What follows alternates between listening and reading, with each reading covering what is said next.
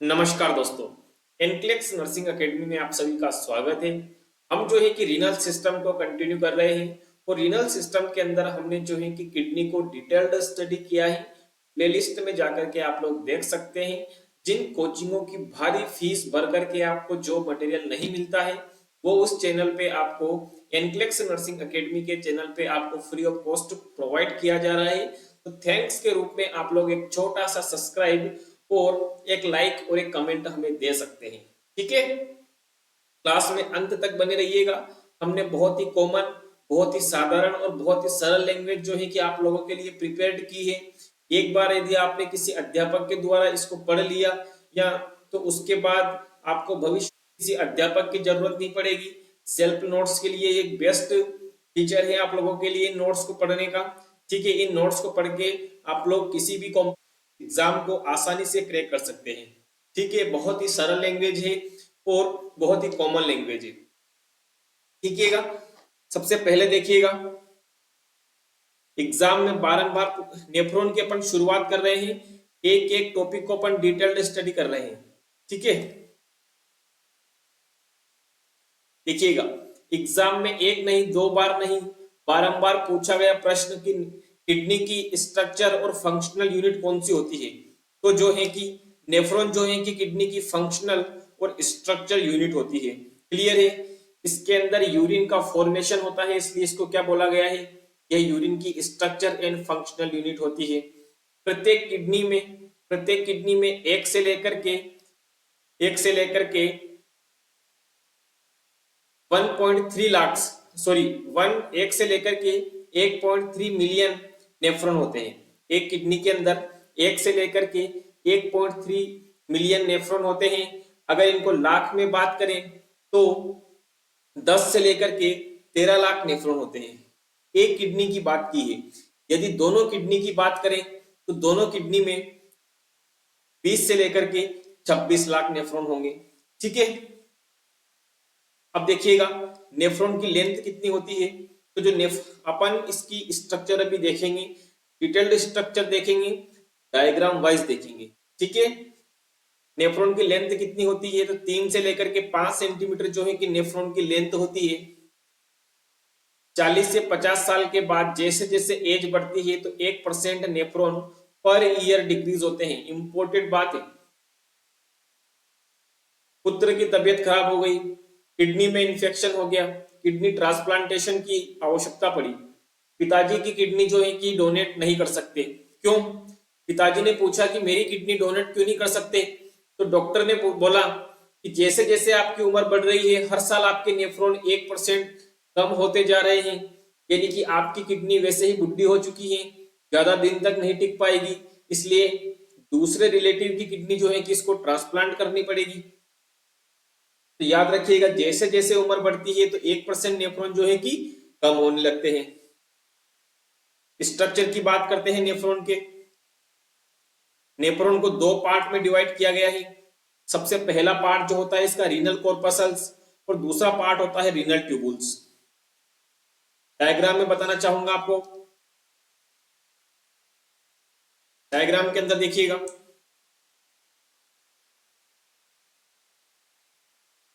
देखिए ये वाला जो स्ट्रक्चर जो आपके सामने पेश किया गया है ये कौन सा स्ट्रक्चर है, नेफ्रॉन का स्ट्रक्चर है। अगर इस नेफ्रॉन की मैं बात करूं तो इस नेफ्रॉन का ये जो ऊपर ऊपर वाला हिस्सा दिख रहा है इसको क्या मैं नाम दे सकता हूं कि रीनल कॉर्पसल्स है। आरसी के नाम से मैं इसको डिस्क्राइब करूंगा कि ऊपर वाला जो हिस्सा है वो रीनल कॉर्पसल्स है। तो रीनल कॉर्पसल्स के अंदर एक ग्लोमेरुलस आएगा। क्या आएगा? एक तो ग्लोमेरुलस आएगा और दूसरा क्या आएगा, बोमन कैप्सूल आएगा। दूसरा क्या आएगा, बोमन कैप्सूल आएगा। तो जैसा कि मैंने यहाँ पर नोट्स में डिस्क्राइब किया है कि रीनल कॉर्पसल्स के अंदर कौन आएगा, एक तो रीनल ग्लोमेरुलस आएगा और दूसरा जो है कि बोमन कैप्सूल आएगा।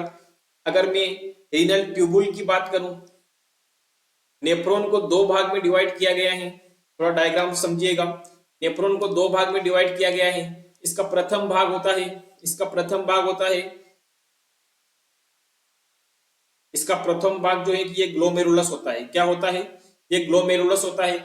ग्लोमेरुलस के अंदर एक आती है अफरेंट आर्टेरियोल्स। अफरेंट आर्टेरियोल जो ब्लड लेके आती है, दूसरी आती जाती है एफरेंट आर्टेरियोल।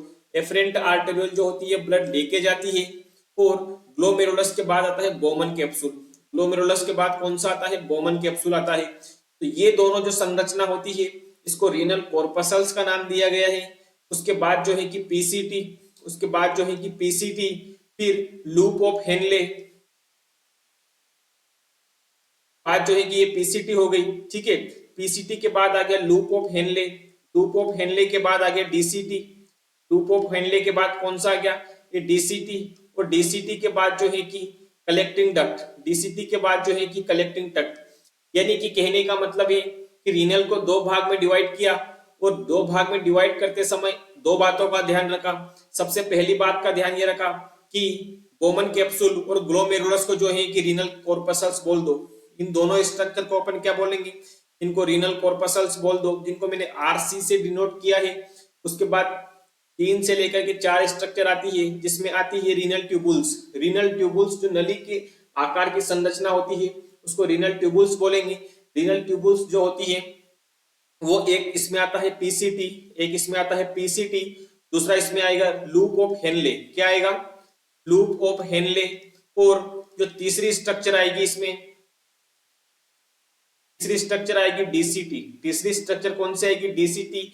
और जो चौथी स्ट्रक्चर आएगी वो आएगी कलेक्टिंग डक्ट। क्लियर है? तो नेफ्रॉन को दो भागों में डिवाइड किया गया है। नंबर 1 भाग है रीनल कॉर्पसल्स। मैं यहाँ पर इतना जोर क्यों दे रहा हूँ?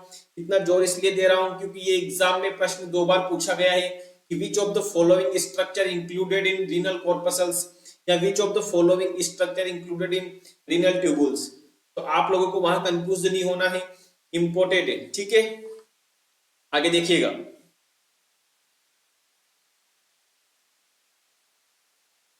आप लोग समझ गए हैं कि रीनल जो नेफ्रॉन होता है उसको दो भाग में डिवाइड किया है। सबसे पहले रीनल कॉर्पसल्स जिसमें ग्लोमेरुलस आता है, दूसरा बोमन कैप्सूल, दूसरी स्ट्रक्चर होती है रीनल ट्यूबुल्स। इसके अंदर PCT, loop of Henley, DCT और कलेक्टिंग डक्ट आते हैं, ठीक है। सबसे पहले अपन रीनल कॉर्पसल्स यानी कि ग्लोमेरुलस की बात करेंगे। किसकी बात करेंगे?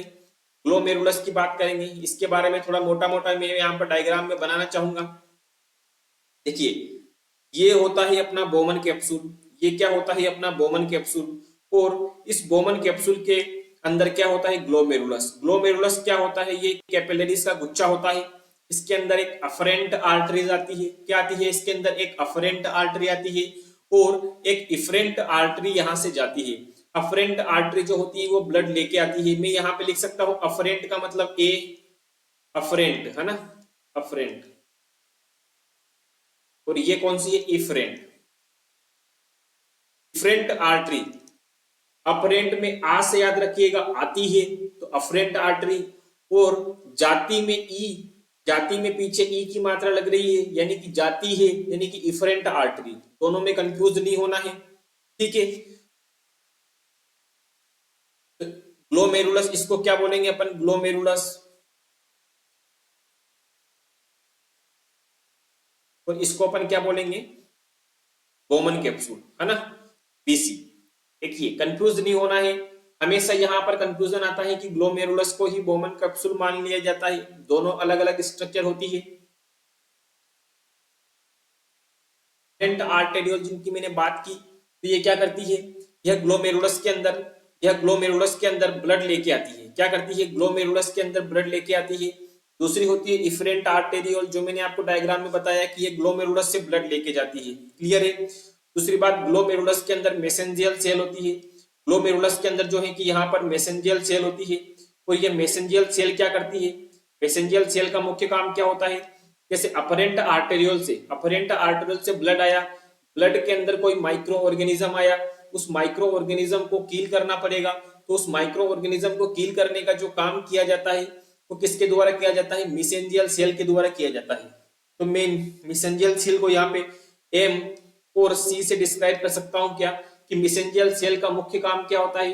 तो नेफ्रॉन के अंदर, ग्लोमेरुलस के अंदर पाई जाती है। इसका मुख्य काम होता है क्या, कि बैक्टीरिया या माइक्रो ऑर्गेनिज्म जो भी अपरेंट आर्टेरियोल्स जो ब्लड आया उसके अंदर जो भी माइक्रो ऑर्गेनिज्म आया उसको ये डिस्ट्रॉय करने का काम करती है। यानी कि मैं बोल सकता हूँ कि ये किडनी की फेगोसाइटिक सेल होती है, ठीक है, क्वेश्चन पूछा जाता है।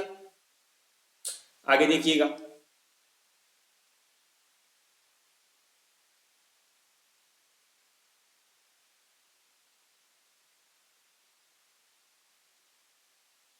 मिसेंजियल सेल किडनी की मैक्रोफेजेस होती है। मैंने आपको यहाँ पे बता दिया है क्या कि मिसेंजियल सेल जो होती है वो किडनी की मैक्रोफेजेस होती है। ठीक है, यदि सर्कुलेशन में कोई माइक्रो ऑर्गेनिज्म आ जाए तो उसको किल करने का काम कौन करती है? मिसेंजियल सेल करती है। दूसरी बात, ग्लोमेरुलस में छोटे छोटे होल होते हैं। ग्लोमेरुलस में क्या होते हैं? छोटे छोटे होल होते हैं। जैसा कि मैं यहाँ पे डायग्राम बताऊंगा कि ये वाला जो है कि ग्लोमेरुलस है, इसमें अफरेंट आर्टेरियल आ रही है, एक एफरेंट आर्टेरियल जा रही है। ये वाला कौन सा है? बोमन कैप्सूल है।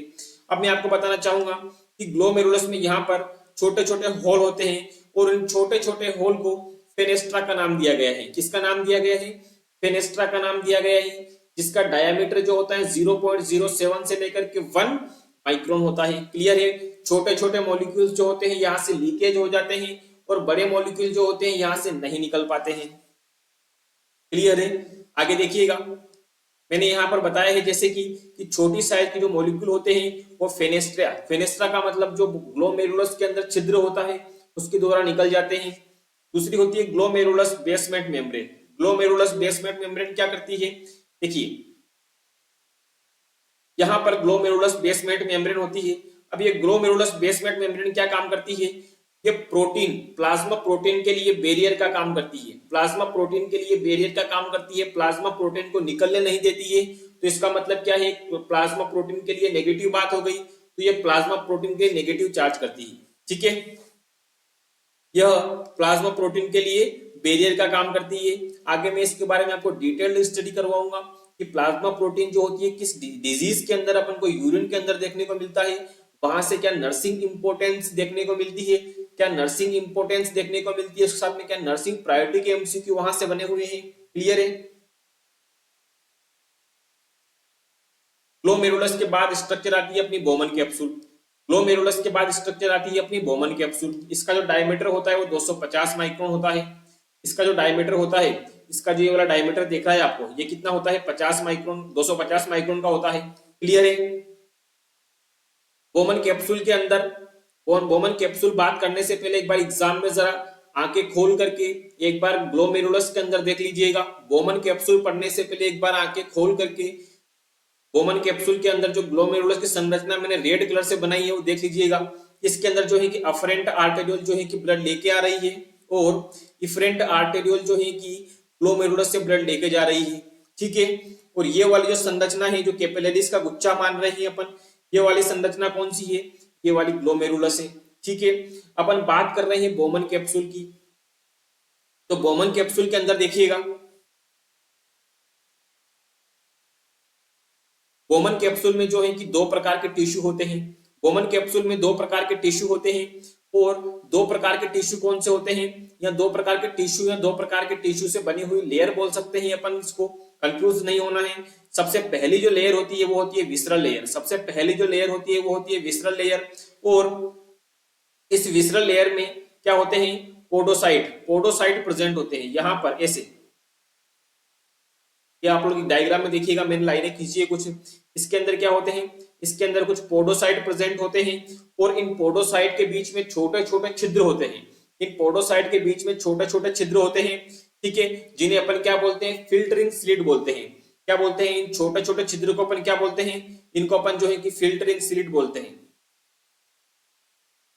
आपको ये सभी बातें मैंने नोट्स में लिख रखी है, मैं आपको डिटेल्ड वहां पे आगे डिस्क्राइब करने वाला हूँ। ये पहले डायग्राम को अच्छे से समझिए। डायग्राम को समझने के बाद जो है कि नोट्स को समझिए और नोट्स को समझने के बाद कॉमन लैंग्वेज में नोट्स है, एक बार पढ़ने के बाद हमेशा याद रखिए। ठीक है, इनको क्या नाम दे दिया अपन ने? फिल्टरिंग स्लिट नाम दे दिया। ठीक है, स्लिट है ना। दूसरी सेल कौन सी होती है? तो दूसरी सेल होती है वो होती है पेराइटल सेल। दूसरी सेल कौन सी होती है? दूसरी होती है पेराइटल सेल। इस पेराइटल सेल के अंदर जो है क्या है कि फ्लैग सेल प्रेजेंट होती है। इसमें क्या होती है? इस पेराइटल सेल के अंदर फ्लैग सेल प्रेजेंट होती है ना, फ्लैग सेल। थोड़ा नोट्स में देखिएगा। इसमें इसमें दो टाइप के टिश्यू होते हैं, मैंने आपको बता दिया है कि एक तो विसरल एपिथेलियल टिश्यू होता है और दूसरा पेराइटल टिश्यू होता है। ठीक है, या विसरल लेयर बोल दो या पेराइटल लेयर बोल दो। ठीक है, विसरल लेयर की बात करें तो इसमें पोडोसाइट सेल होती है। इसमें क्या होती है? पोडोसाइट सेल होती है, और पोडोसाइट सेल के बीच में छोटे छोटे होल प्रेजेंट होते हैं, और उस होल को क्या बोला अपन ने? फिल्टरिंग शीट बोल दिया। दूसरी अपन बात करेंगे पेराइटल एपिथेलियम के बारे में या पेराइटल लेयर के बारे में, या इसमें क्या होता है? एक फ्लैट सेल प्रेजेंट होती है। ठीक है, देखिएगा ग्लोमेरुलस फिल्ट्रेशन रेट, जीएफआर की मैं बात करूंगा। बोमन कैप्सूल के अंदर ग्लोमेरुलस की फिल्ट्रेशन बनती है, यानी कि ग्लोमेरुलस से जो फिल्टर होके आया वो बोमन कैप्सूल में आया, ग्लोमेरुलस से जो फिल्टर होके आया वो बोमन कैप्सूल में आया, और उसको अपन ग्लोमेरुलस फिल्ट्रेशन रेट बोलते हैं, यानी कि जीएफआर से डिनोट करते हैं। और एग्जाम में पूछा जाता है कि नॉर्मल जीएफआर कितनी होती है। हर बार एग्जाम में क्वेश्चन पूछा गया है कि नॉर्मल जीएफआर कितनी होती है, तो आंसर माना गया है कि 125 ml होती है। क्लियर है? देखिएगा,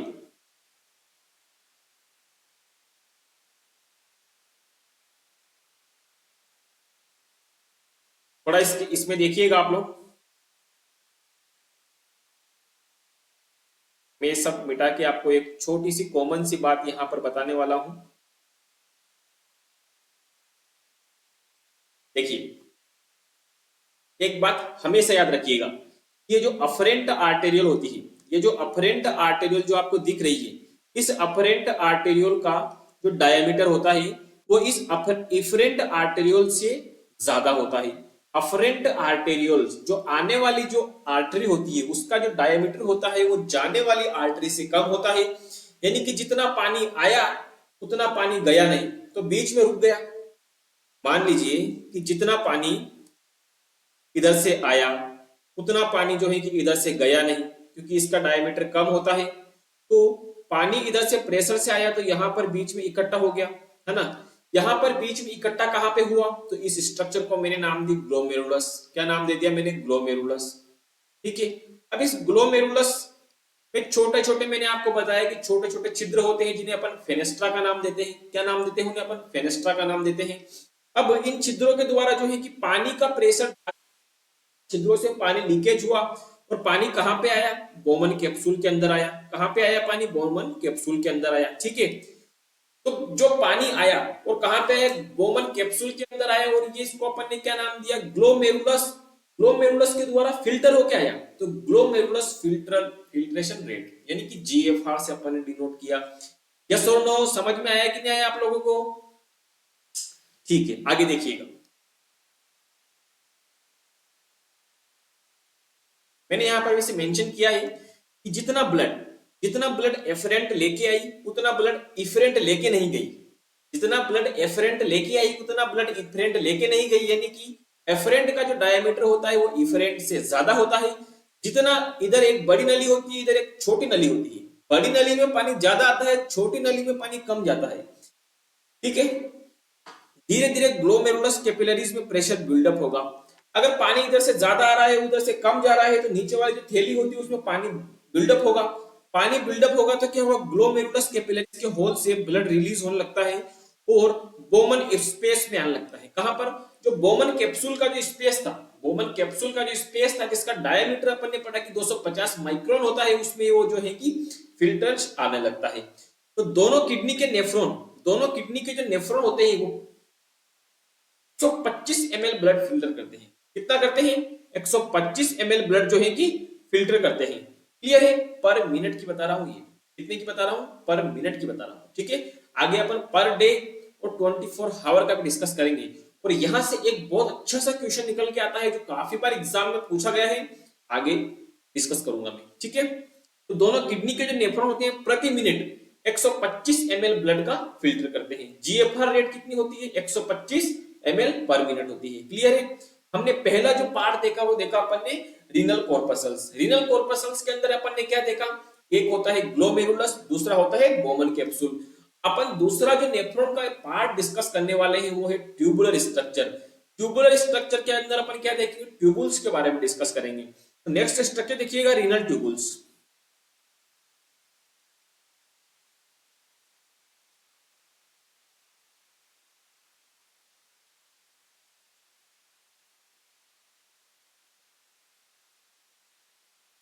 देखिएगा रीनल ट्यूबुल्स के अंदर देखिएगा, जैसे कि मान लीजिए कि ये क्या है, ये जो है आपका बोमन कैप्सूल है, ये क्या है, ये जो है आपका बोमन कैप्सूल है, और इसके अंदर ये क्या है, ये ग्लोमेरुलस है, ठीक है। और एक ग्लोमेरुलस में एक अफरेंट आर्टरीज आ रही है और एक इफरेंट आर्टरी जो है कि ब्लड लेके जा रही है, ठीक है।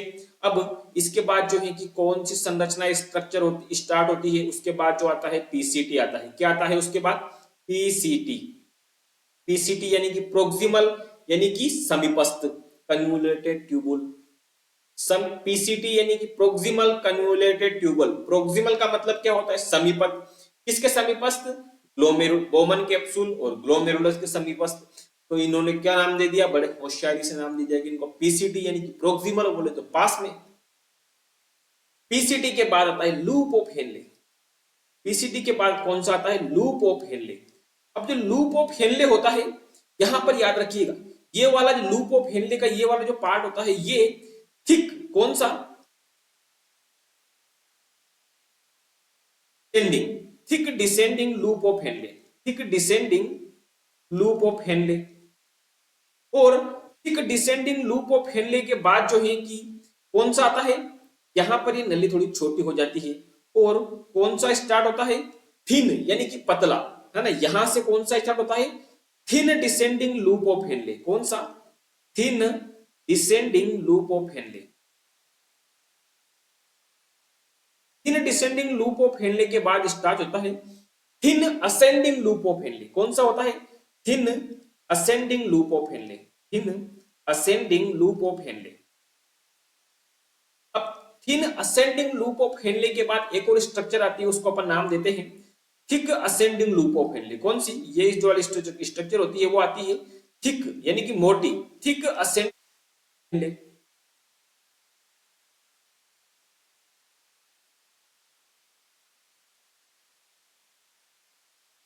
ठीक है। अब देखिए thick ascending loop of Henle के बाद क्या आंसर आती है? उसके बाद आती है डीसीटी। उसके बाद कौन सी आती है? डीसीटी।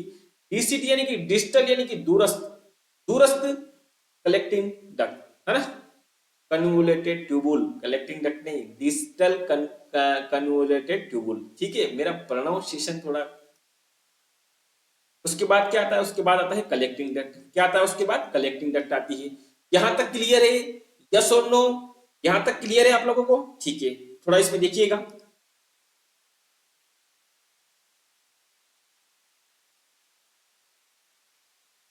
अपन बात करेंगे पीसीटी की, प्रोक्सिमल कन्वोलेटेड ट्यूबुल की। इसकी लेंथ कितनी होती है? इसकी जो लेंथ होती है वो 14 होती है। इसका जो डायमीटर होता है वो 55 माइक्रोन होता है। इसमें क्यूबोइडल एपिथेलियम और ब्रश बॉर्डर होती है। इसमें क्या होता है? क्यूबोइडल एपिथेलियम और ब्रश बॉर्डर होता है और ये रीएब्जॉर्प्शन के लिए सरफेस एरिया बढ़ा देता है। क्या करता है? रीएब्जॉर्प्शन के लिए सरफेस एरिया बढ़ा देता है। दूसरा होता है loop of Henley. Loop of Henle के 3 पार्ट होते हैं। सबसे पहला होता है thick descending limb. Thick descending limb, चौड़ा वाला पार्ट को थिक डिसेंडिंग लिम्ब। इसका जो लेंथ होती है वो 6 होती है और डायमीटर जो होता है 55 माइक्रोन होता है और उसमें जो क्यूबोइडल एपिथेलियम और ब्रश बॉर्डर इसमें प्रेजेंट होती है, ठीक है। इसके बाद की जो स्ट्रक्चर आती है वो आती है thin descending loop of Henle और उसके बाद जो स्ट्रक्चर आती है वो आती है थिन असेंडिंग लूप लिम्ब या thin ascending loop of Henley. देखो इसमें जो है कि वाटर का रीएब्जॉर्प्शन नहीं होता है। वेरी वेरी इंपॉर्टेंट, एग्जाम में कई बार पूछी गई है कि which of the following part of the nephron where water reabsorption does not take place. जहां पर वाटर का रीअब्जॉर्प्शन नहीं होता है वो कौन सी स्ट्रक्चर होती है नेफ्रॉन के अंदर? तो thin ascending loop of Henley जो स्ट्रक्चर होती है वहां पर वाटर का रीअब्जॉर्प्शन नहीं होता है। क्यों? क्योंकि वो तो भगवान ही जाने, पर वहां पर वाटर के रीअब्जॉर्प्शन के लिए चैनल प्रेजेंट नहीं होते। नेक्स्ट स्ट्रक्चर होती है थिक असेंडिंग लिम्ब।